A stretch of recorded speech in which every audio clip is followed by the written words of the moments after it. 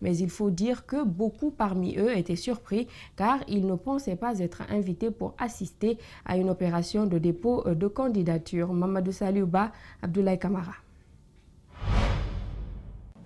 C'est monsieur Kourouma. Vous êtes venu pour le retrait de dossier ou bien pour le dépôt de candidature? S'agit-il d'une coïncidence ou d'une simple mise en scène?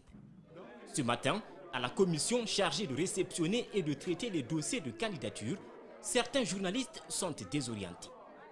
Ils s'attendaient à une information capitale de la part de la CENI. Mais voilà qu'ils assistent à un dépôt de dossier de candidature et tout a été mis en place pour que l'opération soit parfaite. Abdoulaye Kourouma du RRD est venu démontrer qu'il est prêt à aller aux élections. Laisser l'Assemblée vide, c'est donner la chance à Alpha de gérer lui seul le pays. Donc si une élection est programmée, le RRD ne s'attend pas à boycotter cette élection. Il va participer pour ne pas que le pays soit géré par seulement Alpha Condé et son équipe. Donc nous sommes venus déposer. Le RRD est le 6e parti politique à avoir déposé ses dossiers de candidature. Mais qui sont les autres partis? Pour l'heure, à la commission, l'information est top secret. Je ne pourrais pas le dire parce que nous avons arrêté un principe, c'est quand ça vient à la plénière, on vient de déclarer quels sont les gens qui ont déposé. 9 jours après l'ouverture des dépôts de candidatures, peu de partis se sont manifestés. Il faut ajouter qu'ici, les candidats ne se bousculent pas. Mais qu'importe, la commission est plutôt contente du nombre de dossiers reçus jusque-là. Nous sommes satisfaits. Il n'y a pas de problème. Les partis concourent. Ceux qui viennent veulent, ceux qui veulent viennent. Ceux qui ne veulent pas, ne viennent pas. Ce vendredi, la CENI va boucler le dépôt de candidature. Elle assure qu'aucun temps supplémentaire ne sera donné. L'opposition plurielle affirme qu'elle ne participera pas aux élections dans les conditions actuelles. Le président Alpha Condé a promis des logements sociaux pour les Guinéens. La Société nationale d'aménagement et de promotion immobilière rassure de l'engagement de l'institution à faire de cette promesse une réalité. À ce jour, plusieurs réserves foncières sont revenues dans le portefeuille de l'État, a confié aux médias le directeur général de la SONAPI au cours d'une conférence de presse ce jeudi à Conakry. Mohamed Damaro Kamara et Tierno Sadouba y étaient pour nous. La SONAPI est l'agence chargée de l'aménagement et de la promotion immobilière en Guinée. Boubacar Keita, son directeur général devant les journalistes ce jeudi, a exposé son bilan et l'ambition du gouvernement à offrir à chaque Guinéen un toit. À son arrivée, sa première action, dit-il, a été d'abord d'identifier les domaines de l'État. Je peux vous rassurer, vous pourrez voir mon PV, peut-être de passation de service. Pratiquement, nous n'avions presque rien ici comme réserve foncière. Donc je me suis attelé à ce que la SONAPI puisse avoir le b.a.-ba de son naissance, de son existence. Et ainsi, nous avons pu obtenir, avec l'aide du gouvernement du président de la République, en titre foncier, Kansoya, qui fait 16 500 hectares, qui pourra loger pratiquement l'ensemble des Guinéens en interne ici, et l'ensemble des Guinéens de la diaspora. À Ketaya, une cinquantaine d'hectares ont été récupérés dans le cadre de cette même opération. Boubacar Keita et son équipe se sont attelés à plus coriace, les domaines assainis, très souvent à l'origine des conflits domaniaux. Et si vous voyez que nous avons aujourd'hui des difficultés de logement, c'est parce que ces parcelles assainies n'ont pas été transformées en logement avec l'implication de l'État. Et c'est dans ce sens-là maintenant que je pense que nous allons dans le sens de la vision du président de la République pour avoir des logements décents tenant compte du pouvoir d'achat des Guinéens. Et c'est dans ce sens que nous travaillons. La réalisation de logements sociaux n'est pas aisée, nous fait remarquer le directeur général de la SONAPI. Pour s'en sortir, l'État a fait l'effort de mettre en place un mécanisme de financement favorable aux acquéreurs potentiels. C'est-à-dire que sur la base, vous, de votre pouvoir d'achat, vous avez un compte domicilié de manière irrévocable dans une banque commerciale, vous pourrez faire une demande pour obtenir un logement sur 10 ans, sur 15 ans. Et le promoteur immobilier s'en accommodera pour que vous ayez un logement qui puisse correspondre à votre pouvoir d'achat. À l'intérieur du pays, les sites sont déjà identifiés. Il ne reste plus que la mise en exécution du mécanisme de financement, a indiqué le directeur général de la SONAPI. Le maire de Boké a visité ce jeudi 26 décembre les installations de la mairie de Tambacounda, accompagné par certains conseillers de la commune urbaine de Boké. Mamadou Batawel Kamara était venu voir le fonctionnement du service de l'état civil de cette mairie, une manière de partager leurs expériences.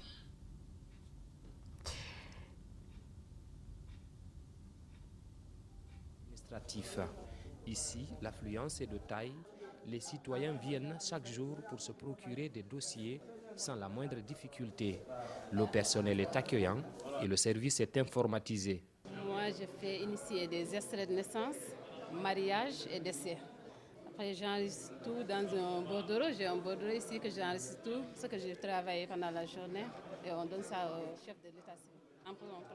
Si on initie les extraits là, on prend ça, on fait entrer l'année et le numéro.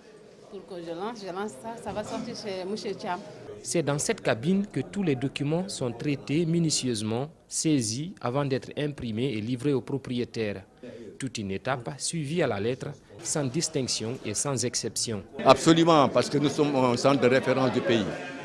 Du pays, en tout cas encore pour le Sénégal et peut-être même de la sous-région. Pourquoi? Parce que nous avons reçu des amis béninois qui sont venus s'inspirer de ce que nous faisons. Eh bien, c'est une fierté pour nous, mais en tout cas, on est là. Le peu que nous avons, nous pouvons le partager avec tous les citoyens africains qui le désirent. Après avoir visité les différents bureaux, le maire de Boké se dit impressionné de la qualité des installations. Il envisage une franche collaboration avec les responsables de cette commune. Cette ville de Tambacounda aujourd'hui est une référence pour nous. Donc, par rapport à ce que nous avons vu à notre retour en Guinée, je vais essayer d'adresser une correspondance au maire Tamba pour que nous puissions envoyer quelques travaux de l'état civil de Guinée pour venir voir un peu en profondeur de ce que nous avons pu avoir ici pour que nous puissions transposer à Boké. Si les services offerts par l'état civil de la mairie de Tambacounda sont de qualité, c'est grâce au président sénégalais Macky Sall, nous a confié le premier responsable de cette commune. C'est une mésaventure digne d'un film d'horreur. La DRH du Parlement se fait casser le pied. Pire, elle reçoit une pierre à la main qui est enflée. Tenez-vous bien, l'auteur serait un proche du Premier ministre.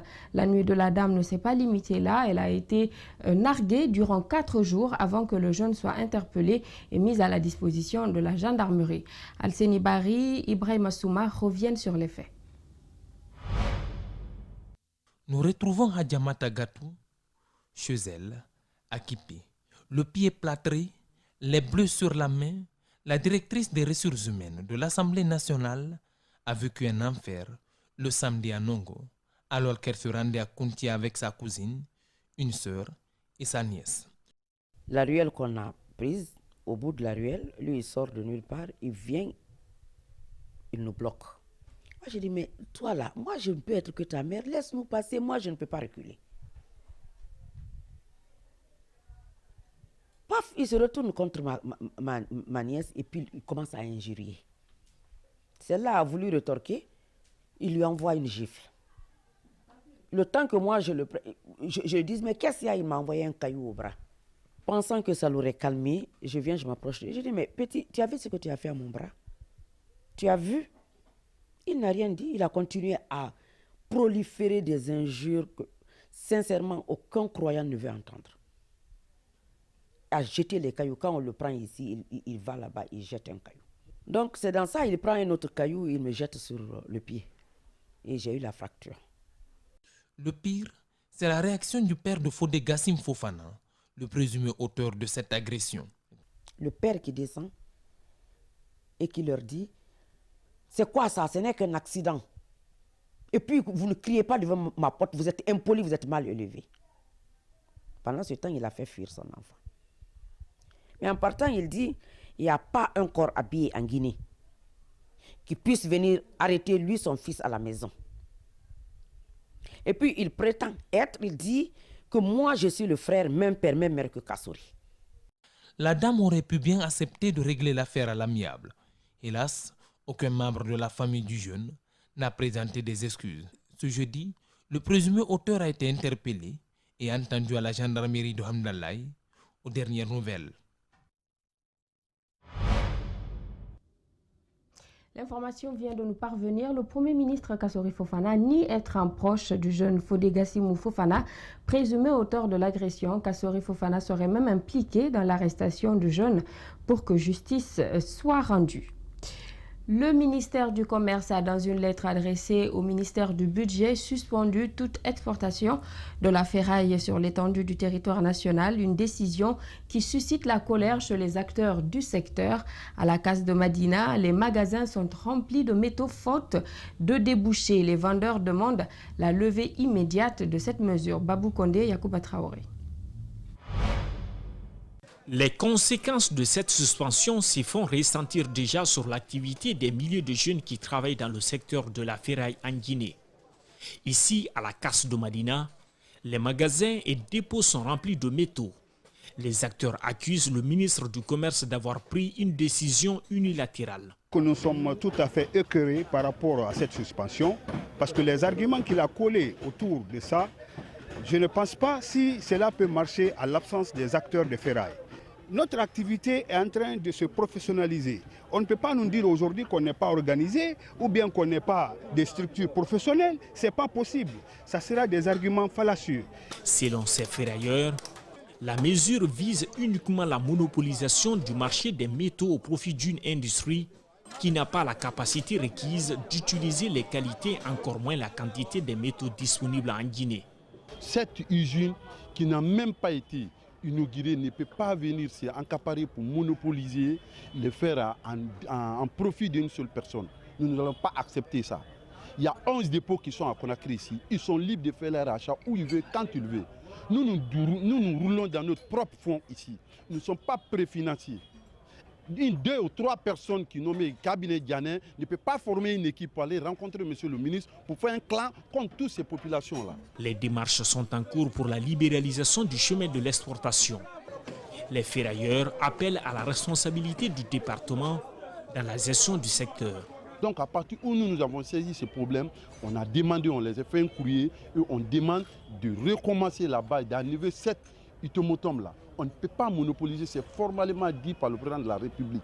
Le monopole en Guinée, que c'est fini, c'est fini. Cabinet Diané, s'il est ami à le ministre, il n'a qu'à continuer les amitiés. Mais à partir de l'instant, on ne veut plus entendre Cabinet Diané à la tête de ce problème-là. Parce que tous ces problèmes, c'est lui qui est en train de dérouter. Il se promène, il s'en profite de son amitié vis-à-vis du ministre pour donner des fausses informations auprès du ministre.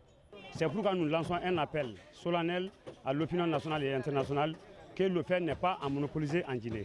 En attendant la levée de cette suspension, les ferrailles continuent à être détachées pour alimenter les magasins et dépôts déjà pleins à craquer. L'artiste malienne du nom de Fati Kouyaté est à Conakry pour un concert prévu ces 27 et 28 décembre à l'hôtel Atlantic View et au Palais du Peuple. Sur invitation du célèbre chanteur guinéen Petit Kandia, l'artiste malienne en collaboration avec l'enfant de Kamponi entend de tenir en haleine le peuple guinéen en live dans toute son originalité. Mohamed Valek Touré, Tcherno Sadouba. Fati Kouyaté, l'une des voix suaves de la musique mandingue, séjourne à Conakry pour une sortie officielle du 5e album intitulé Du bien de l'artiste chanteur Petit Kandia. Fati Kouyaté est heureuse de venir partager la scène avec ses frères mélomanes guinéens ce vendredi et demain à l'Atlantic Hotel et au Palais du Peuple. J'ai aimé Petit Kandia de par sa voix. Quand j'ai écouté pour la première fois sa musique en canon, depuis ce jour, je suis tombé KO de ses chansons. Du coup, j'ai fait des propositions pour un featuring. Avec les arrangeurs, nous avons commencé à répéter sur la musique. Je ne connaissais même pas Petit Kandia à l'époque, y compris lui. J'ai fait mon son au studio, je suis retourné au Mali. Lui également a fait pour lui. Connu du grand public pour son featuring Nkanou avec Petit Kandia, Fati Kouyaté se fait aujourd'hui distinguer de par sa voix, sa manière d'interpréter les chansons et son sens ludique. Cela m'a beaucoup plu parce que quand quelqu'un travaille bien et que le travail est bien apprécié, moi je dis Alhamdoulilah parce que tout ce que nous faisons nous les musiciens, C'est pour satisfaire le public. Tout est bon. Partager la scène avec ses frères musiciens guinéens a été un rêve. Le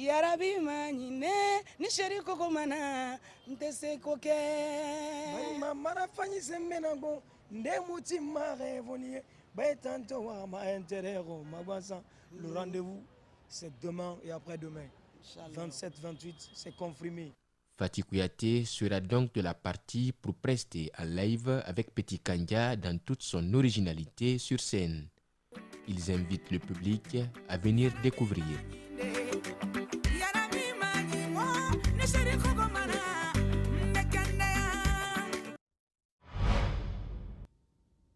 Hors de nos frontières, à présent, un avion de ligne avec 100 personnes à bord s'est écrasé peu après son décollage depuis Almaty au Kazakhstan, faisant au moins 14 morts, ont indiqué les autorités de ce pays d'Asie centrale. Ils apparaissent régulièrement dans les villes américaines pour avertir d'un conflit social, mais les rats gonflables des syndicats pourraient bien disparaître à New York. Les syndicats se battent pour préserver cette liberté d'expression. Suivez. Un drôle de rongeur dans les rues de New York. Garés devant chantier ou bureau, les rats gonflables comme celui-ci servent à dénoncer l'utilisation de travailleurs non syndiqués. Le public s'arrête et veut savoir ce qui se passe. Pour nous, c'est un excellent outil pour attirer l'attention. Et quand ils posent une question, on en profite pour leur expliquer à quoi ça sert. Importés à New York dans les années 90, ils font désormais partie du paysage. Mais plusieurs affaires judiciaires ont tenté d'interdire leur utilisation. Les gens avides de profit adorent rester dans l'ombre. Ils ne veulent pas vraiment que les autres sachent qu'ils agissent par soif d'argent. Mais quand on dévoile cette avidité, ils en ont honte. Alors ça embête le commerce, ça embête le capital, ça embête les barons du capital. On va continuer à dénoncer ces gens-là.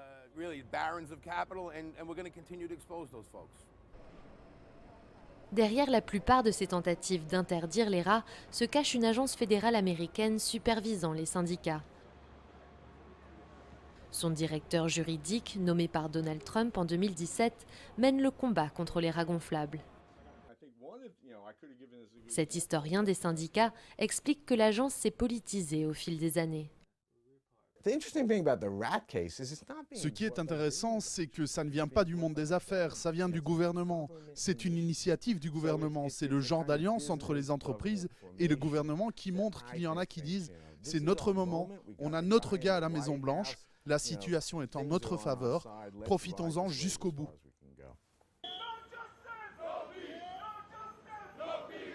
Un syndicat new-yorkais est au cœur d'une des affaires récentes.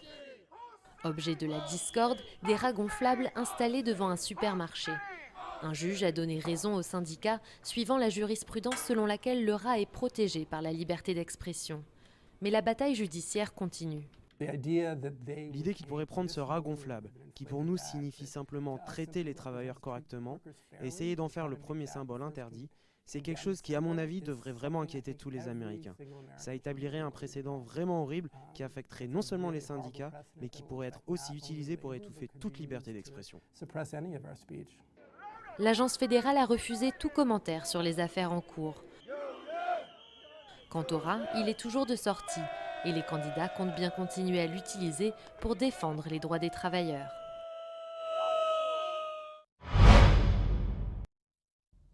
Voilà, c'est la fin de cette édition d'information. À tous, merci de l'avoir suivi. Merci également à toute l'équipe technique. L'actualité se poursuit sur Espace TV.